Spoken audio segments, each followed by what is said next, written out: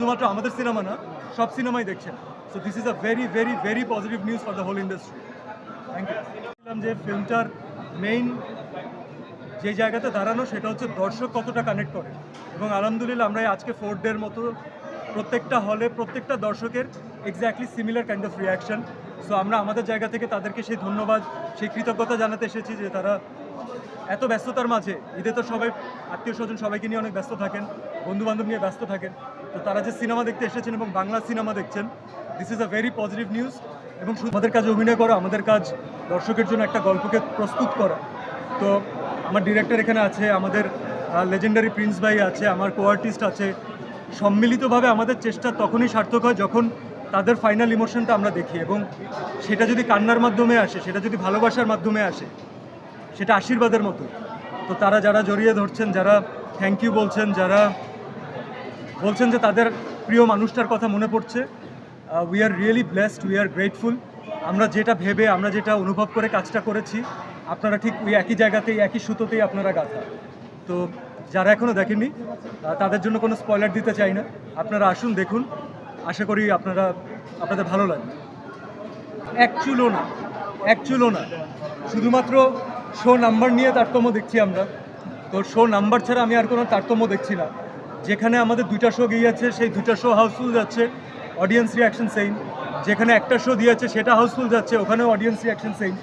So number of shows বাদে আমি মানুষের বেসিক ইমোশনে কোনো পার্থক্য দেখছি না, কারণ যারা ইমোশনালি অ্যাটাচড, যারা কাউকে না কাউকে ভালোবাসেন, যারা বাবা মাকে ভালোবাসে, সন্তান, অনেক বাচ্চা আজকে দেখেছি, অনেক প্যারেন্টস আমাকে বলেছে যে এটা আমার সন্তানের সিনেমা হলে দেখা প্রথম সিনেমা, কারণ সন্তান আসলে কোলে, এর আগে চাইলেও সিনেমা দেখা সম্ভব না।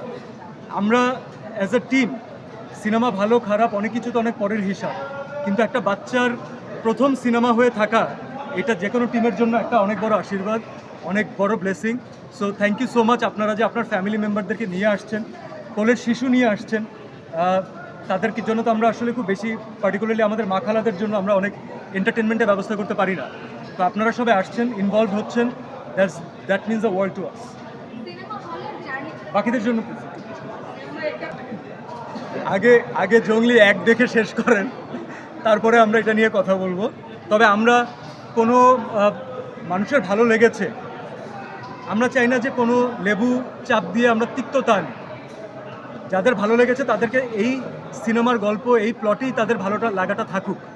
যদি সেখানে প্রয়োজনীয়তা হয়, যদি গল্পের লেখক আমাদের সাথে আছেন, আমাদের ডিরেক্টর আছেন, মিউজিক ডিপার্টমেন্ট যে হোল্ড করেছেন উনি আছেন, সো এটা টিমের সম্মিলিত একটা প্রচেষ্টা থাকবে যে ফাইন, এর কি আর কোনো এক্সটেনশন পসিবল নাকি। এই মুহূর্তে এইসব জিনিস দিয়ে কোনো পাবলিসিটি চাই না, এইটাই সিনেমা, এতটুকুই সিনেমা, আপনারা এতটুকুই দেখুন। Thank you. প্লিজ প্রিন্স ভাইকে প্রশ্ন করুন।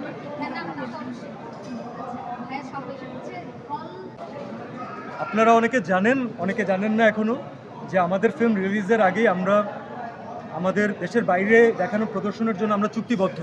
তো ইনশাল্লাহ সিনেমা ইংল্যান্ডে যাচ্ছে, ইনশাল্লাহ ইউএসএতে যাচ্ছে, কানাডাতে যাচ্ছে, অস্ট্রেলিয়াতে যাচ্ছে, নিউজিল্যান্ডে যাচ্ছে। এতটুকু পর্যন্ত আমরা এখন পর্যন্ত জানি, এবং সেটা খুব শীঘ্রই যাচ্ছে। এবং যেরকমভাবে ভালোবাসা আপনারা দিয়েছেন, তাতে আশা করি যারা আমাদের ভাই বোন, আমাদের রিলেটিভস, আমাদের সিনেমা পছন্দ করা মানুষ যারা দেশের বাইরে থাকেন কিন্তু সিনেমা দেখার সুযোগ পান না, তারাও অনেক আগ্রহ প্রকাশ করছেন। আশা করি আমরা তাদেরকে খুব